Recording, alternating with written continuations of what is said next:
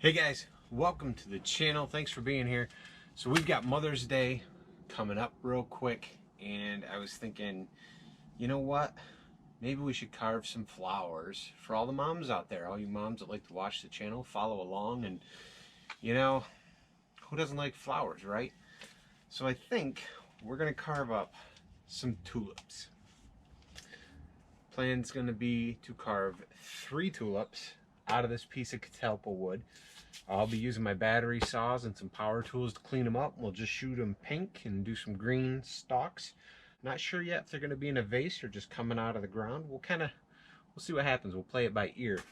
Be sure to give this video a thumbs up and hit subscribe. Hit the bell that pops up to be alerted to all my videos.